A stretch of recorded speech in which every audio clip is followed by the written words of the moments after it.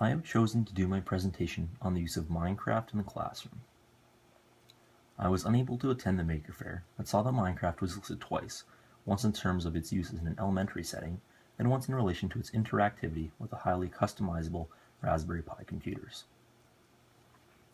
Less in line with the Raspberry Pi avenue, I have frequently read and engaged in discussions surrounding the creative capabilities of using games, such as Minecraft, to engage young learners, and accordingly set to work imagining how such a creative program might be used in a social studies setting, bearing in mind the desired outcomes of citizenship, appreciation of difference, and understanding of power relations and current events.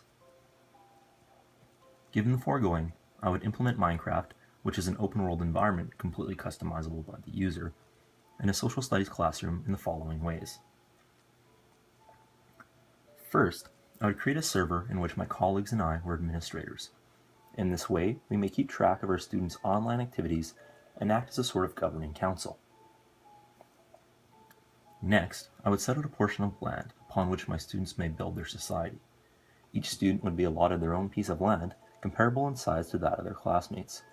To enhance this, each student might be asked to research and construct a building in a culturally significant style.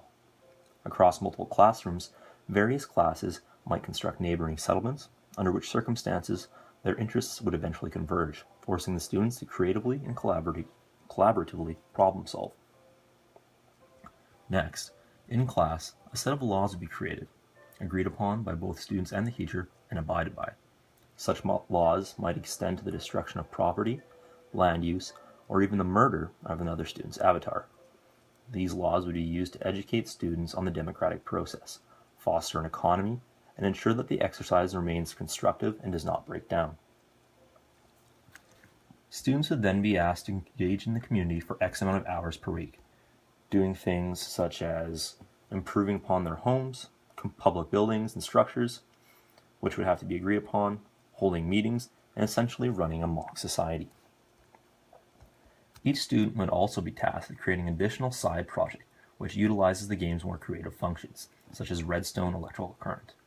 A very basic example of this system is this very limited railroad seen below, using switches and powered rails. At the end of the semester, each student would then be asked to reflect upon their experience, both in terms of their individual creation, but more importantly, upon the society which they were instrumental in creating. This exercise allows students to create something which is slightly more abstract, that is, a functioning society. In doing so, this Minecraft maker movement embraces the concept of student-driven exploration, understanding, and creation, in addition to the principles of digital citizenship, student engagement, and collaborative problem solving.